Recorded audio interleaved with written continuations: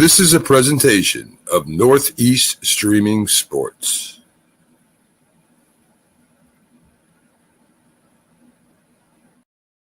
Introducing National Streaming Sports, live and on-demand sports talk programming that you can access 24/7. For the premier sports talk experience, tap into our Roku channel. Start your mornings with Mac and Jack covering all the weekend sports action. Then pour a cup and enjoy all the sports you can drink on the Coffee and Sports podcast. At midday, talk sports from east to west on the Coast to Coast podcast. Followed at night by some hot girl talk with Prim and Proper Sports featuring Sonia Pearson. Talk boxing on the Gloved Fist. Yankee fans tune in for Start Spreading the News. And there's more on the College Sports Huddle and Sports Scope with Robert Butler. There are 20 podcasts in all and 70 weekly shows giving us a 3.4-star viewer rating. To find us on Roku TV, search for National Streaming Sports on the Roku search bar. Click on the logo and you're in. National Streaming Sports, live and on-demand sports talk for America. All right, my friends, welcome to the Dr. Sem Yankees show. Today's show is really less about the Yankees, and it's more the Dr. Sem book show, as I'm bringing in one of my new friends, KP Wee, to talk about his wonderful book, Baseball Card Heroes. But before we get to that, let's make today a great day. How do you make your day great? You know this. It's simple. You look around, you see all the good that's around you, and you take the time to appreciate it. You look at the good, you say, there's so much good. How could I not have a good day? And then to make your day even better, you perpetuate that goodness by spreading it forward. Now, every now and again, somebody says, there's nothing good. I can't find anything good. There's no good anywhere. Well, if that's the case, create some good. Do something nice for somebody else. And then there's good. And then that can help make your day great. Remember, when we give love, when we give kindness, when we give empathy and understanding, all of those things come back to us in greater amounts than we ever gave. And one last thing, as you know, this program is brought to you by Artemisia Publishing. Artemisia Publishing is a traditional publisher located in the United States of America, in New Mexico, and they have a vast collection of great books across a variety of genres, including numerous sports books, including numerous books by me. So check them out at apbooks.net. And of course, check out all of the great articles every single day on Start Spreading the News. And with all of that now passed, let's now welcome in our guest, the wonderful KP Wee. KP, how you doing? Doing great, Paul. Thanks for having me on here. Oh, my God, it's my pleasure. We have been trying to accomplish this, KP, for a good long time. We both have pretty busy schedules this spring, so I'm glad we could finally pull it together. And, we're going to be doing like a home and away series. In a couple of days, I'm going to be visiting your program, yes? That's correct, Paul. Thank you for that, and looking forward to it. Looking forward to this conversation this afternoon. Me too. So KP, for the people who don't know you, why don't you give a little background, tell them about what you do, how you're involved in the game, and all that kind of good stuff. Well, Paul, I guess similar to you, I have a teaching background, or a background in education, I should say. So I'm in Vancouver, British Columbia in Canada, and I've been a teacher for couple of decades now, I would say. And when I was a child, I loved watching sports, whether it was hockey or baseball, and eventually getting into football and basketball. But I think even from a very young age, I kind of wanted to focus on knowing more about different sports, like the different players involved. And you watch on TV on all these televised games back then, they talked about a lot of these players, interesting information, and I would go to the library and check out books, but in the library, all the books had profiles of the famous players, the legends. I love the Yankee legends in those books. I always wanted to know more about the lesser known, the underappreciated players. And so over the years, I just kind of like started to collect more information about them. And of course, when the internet existed, it was easier to get to know more information about virtually every player. And then at some point I started to become a writer. And there's a reason for that as well. I found that it was easier for me to communicate my thoughts, my ideas by writing, because I would lose any kind of sports debates because I'm not, I can't talk over people. So I was more of a writer in that way. So, and started writing books, and years later, here I am. And your books are great. So today we're going to talk about your most recent book. It's called Baseball Card Heroes. And look, my dear friends, this is not a tiny little book. KP, there's how many pages? Yeah, 400 pages. This is an extensive book that tells so much. It's not just a story about baseball cards. It's not just a story about heroes. It's not just a story about baseball. You infuse, especially in the beginning, a lot of your own life experiences in there. And then you also use the book as a way to teach important lessons. And hopefully we can get to all of that. But why don't you just give us a little overview, more than I just did, about Baseball Card Heroes and where the idea came from and how you picked the players for the book. Absolutely. I think when we were all growing up, baseball cards was a big thing, and one of the things I noticed was that Topps baseball cards was always seen as the premier card company. It was always Topps. And I thought, well, when I was growing up, I loved the Score baseball cards. And one of the main reasons for that is the Score baseball cards had photos on both sides, and there were logos as well, as the team logos, and also the back of the cards were like, basically I call them mini encyclopedia entries of every player, and you couldn't see that with Topps or any of the other baseball cards. But with Score, you could be guaranteed to see like a little profile of every player, color pictures on both sides, and team logo. I think that especially in the 1991, 1992 cards, it was what I kind of like started collecting. And I just felt that, with these cards, they tell a story of every player, and the players you don't necessarily kind of like know about, because back then there was no internet when we were collecting these cards, as youngsters. And I chose the players based on the first cards that I ever collected. So I know that the first cards I ever got were Tom Browning and Otis Nixon, former Yankees, and I wanted to basically write stories of the first players whose cards I collected. And of course, I wanted to reach out to all of them, of course, and talk to as many as possible. I ended up not being able to connect with Otis Nixon, unfortunately, but I sent out letters, emails. I looked up LinkedIn. I went to a website, I think, called Tiger Star or Star Tiger. I can't remember the exact name, but it was like a website where people wrote fan mail to celebrities. I was able to track down a couple of former players that way, and just wanted to incorporate some of the lessons we all can learn from all these players, from their journey in baseball or in life. And ended up, well, I started before COVID-19 actually, and found a publisher in the United States, and we kind of talked back and forth about it. But COVID hit, and that affected a lot of companies, especially small companies, and unfortunately that publisher had to bail in a sense because of COVID. So I did not give up. I just kept writing, working on it. It was difficult, but there were long days, and there were days when I just didn't do anything.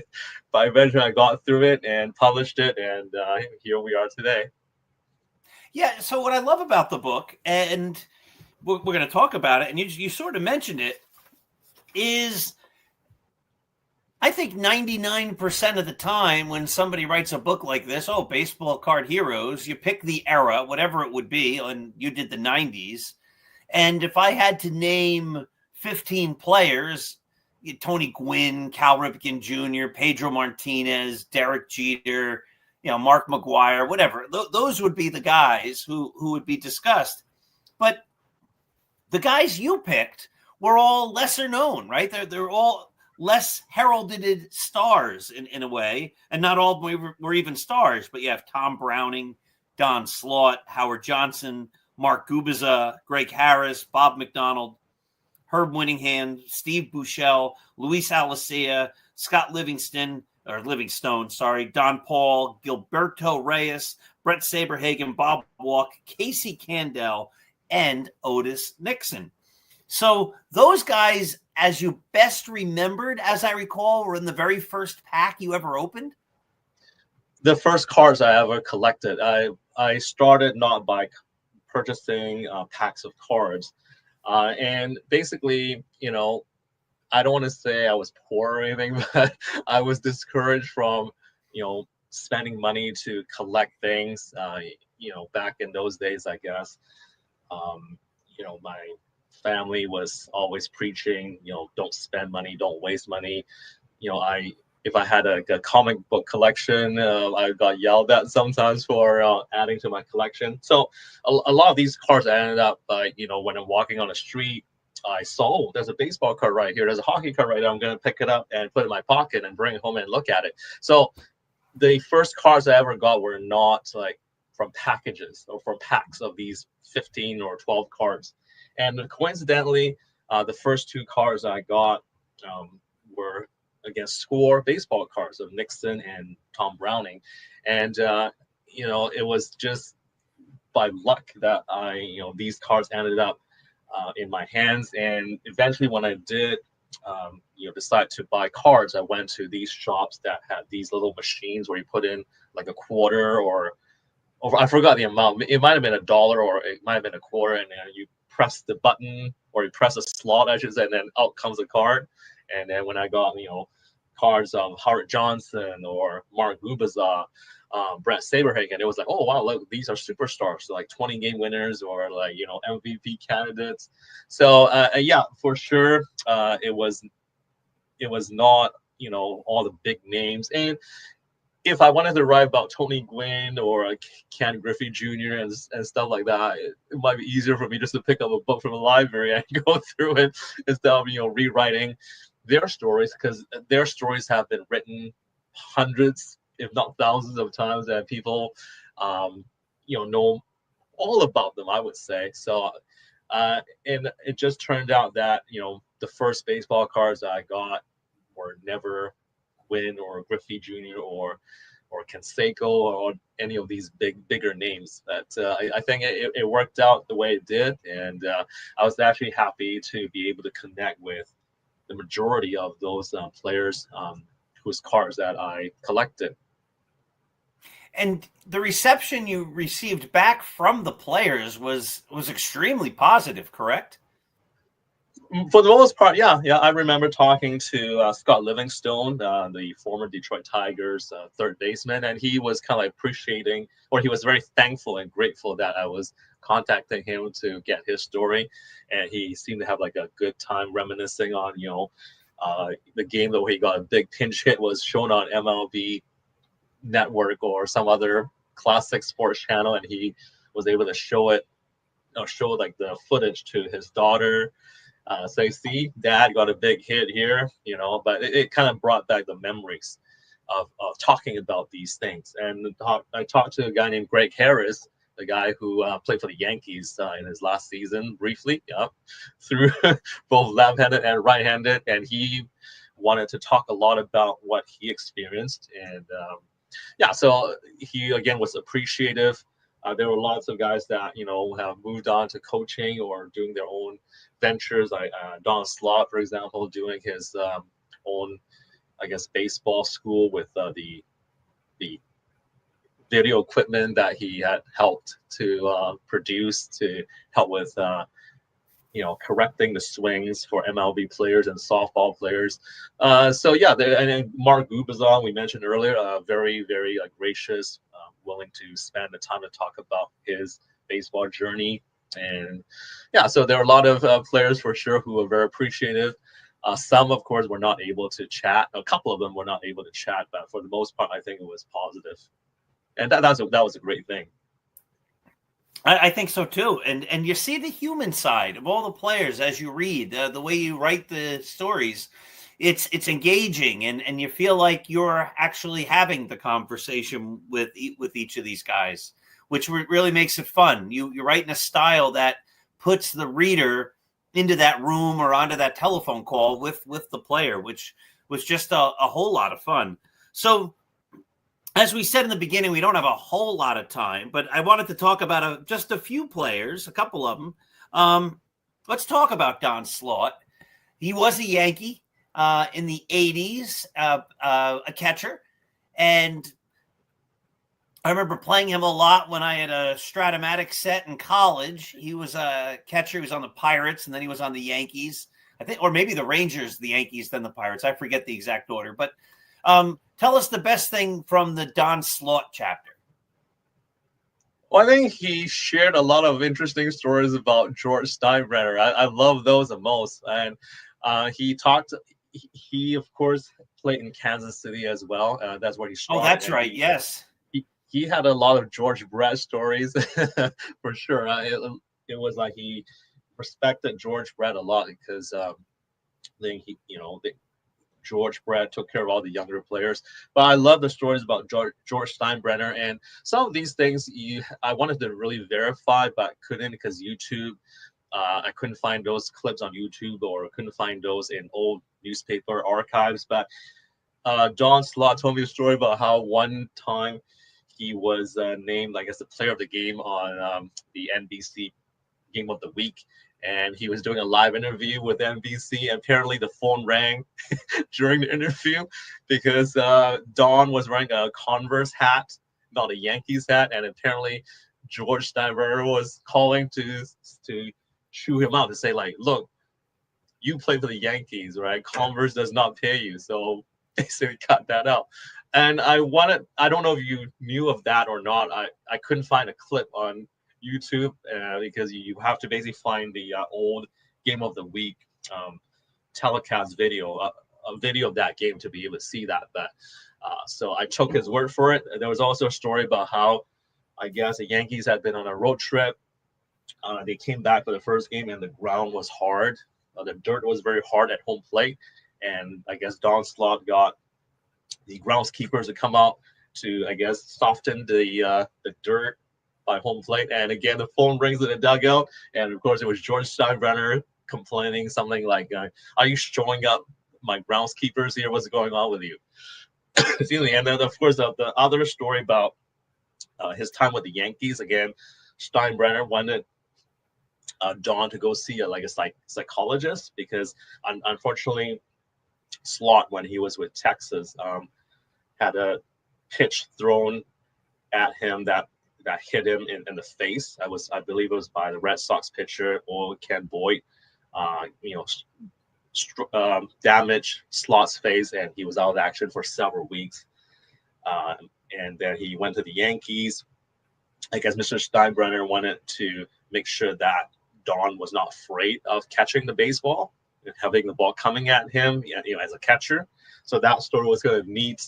And I think Don mentioned that he was able to bypass or skip the psychology test and, sign the contract with the Yankees. So I think those stories of Steinbrenner were, especially funny just because, who doesn't love a good story involving Mr. Steinbrenner? So those stood out for me for sure. Awesome. All right. So you brought up Greg Harris, which brings up Pat Venditti, right? Greg Harris was the first guy ever to throw with both hands in a major league game, or at least I think in 100 years or so, as I'm recalling the story. But somehow he doesn't get credit for that. Tell us a little about that. Yeah, I believe is the advent of the internet and Twitter. Of course, back when Greg Harris was playing, there was no internet, or the internet had just started in '95 when he was in his last season. And the thing was, Greg Harris told me that he had wanted to throw with both hands in a game for more than 10 years. In Texas, Bobby Valentine, the manager, wanted to let him do it, but apparently changed his mind. And then in Boston, where Greg Harris went after, Lou Gorman, the GM and management, thought that it was like making a mockery of the game to do that. It would seem like disrespecting the game. I guess old school way of thinking. So he never got a chance to do that because he was just a right-hander. And for Greg Harris, he was very effective as a right-handed starter and reliever. He was used as a closer at times. But finally, he went to Yankees in '94, and he got lit up. It was the start of the steroid era, I guess. He didn't have a good couple of weeks. He was released, and then he found his way back in baseball with the Montreal Expos in '95 after the strike had finished. And I guess Felipe Alou, the Expos manager, wanted to encourage this, but did not let Greg do it until the last weekend of the regular season.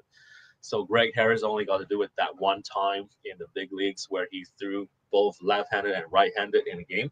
And the way Greg talked about it, this had been like going on for 10 years where he actually was throwing left-handed all the time in warm-ups, but just never allowed in a game by Texas or I guess even the Phillies or Boston. And the funny thing, of course, was George Brett comes up in the story again because Greg told me that George Brett was impressed by the way that, Greg could throw left-handed, and all the guys apparently were messing around throwing left-handed or throwing with the other hand in warm-ups or on the sidelines, but this never got to be in a game. And the way Greg made it sound like was, he basically was able to throw strikes as a left-hander even in Texas 10 years before he got to do it in the big leagues in a big league game. Just it was the circumstances. It was unfortunate that I guess the managers or GMs were kind of old school at the time and did not let this happen. And Greg said that the writers in Boston knew about it. They wrote about this in the papers, and I actually contacted Bob Ryan. I contacted Bob Ryan. I don't know if I mentioned it in the book. I may have mentioned it only to Greg Harris, but Bob Ryan remembered that, but didn't remember there was like 7 or 8 rules that apparently the American League president wrote a memo of and sent to Greg Harris and sent to all the other teams in the American League that these are the 7 rules for a switch pitcher. And I finally found that list and I put it in the book. It's in there. But it was funny because Greg was looking for that list for many years, and he encouraged me to go contact my contacts in the media world. So I went to Bob Ryan, and Mr. Ryan had no recollection of much of it, but there was proof. We got the list of 7 things, and it was quite detailed. But unfortunately, again, Greg got to do it only that one time with the Montreal Expos in his last season. It was funny, he never got a call or contract for '96. So it just worked out that in his last weekend of big leagues, he got to fulfill his dream of 10 years prior of throwing left-handed and right-handed in the same game. And then Pat Venditti does it, and he gets all the press. I guess you're saying that's probably because the internet was full bloom and there was different types of coverage. Absolutely, yeah, absolutely. I think at the time, like in the late '80s, mid '90s, like I believe you couldn't even get newspaper stories from other cities, right? Like probably if you were able to get a newspaper story to put on the bulletin board, it might be a few days later, right? If you're trash talking the other teams. In fact, like, and not to go off on a tangent, I was reading a few days ago that like it was a 1990 hockey playoff series where a coach said something negative about the other team after game 1, and the other team didn't get the press the paper clipping until like several days later when it was like game 4. Mm.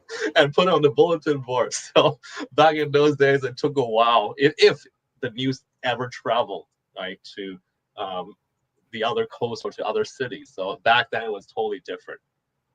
Unbelievable. Now, I'm just going to go over some of this quickly because I want to ask a couple of more questions.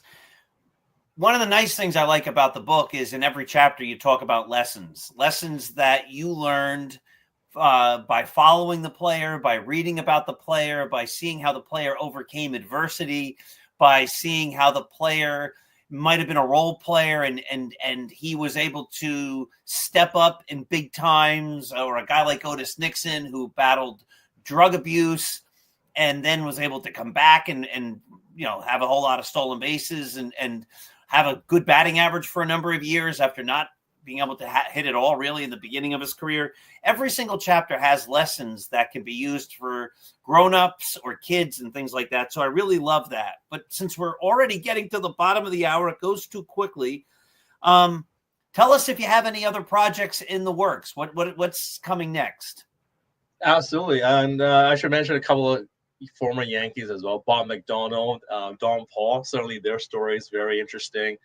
They were nothing special.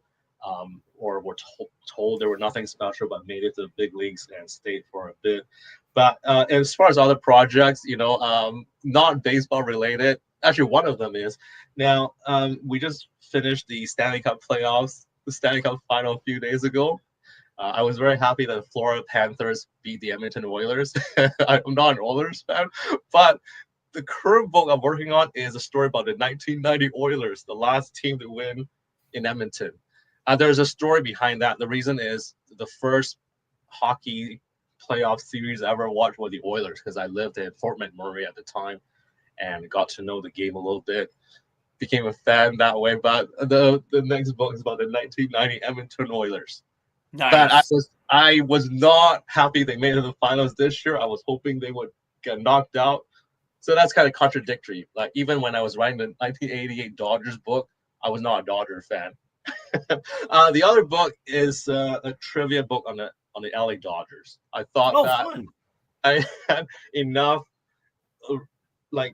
irrelevant tidbits of information in my mind that I could write trivia books. The Yankees would be a good one as well. Maybe I might pick your brain on that. But yeah, maybe we can collaborate on something, KP. That'd be fun. We could, but the Dodgers, including the Brooklyn days, the LA days, a lot of questions I've written up. Motivation is a big thing, because you said at the top that we're both busy people.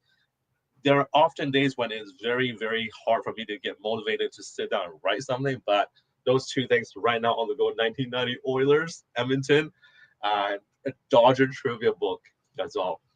That's awesome. KP, this has been great. Ladies and gentlemen, my friends, this is the book. It's called Baseball Card Heroes, Stories from the Dugout and Beyond by KP Wee. Here's the cover. Again, you're getting a lot of book for your money. This thing's 400 pages and it's packed. There's photographs in there. Every player's get a photograph. There's quotes from the players. You feel like you're talking to the players, lessons learned. KP, this has been a pleasure. I cannot wait to see you again just a few days on your show. And to everyone, thank you for watching. This has been the Dr. Sem Book Show, not Yankee Show. And I'll be back again Monday night on the Start Spreading the News show with EJ Fagan. See you then. Make every day great and spread kindness and love forward.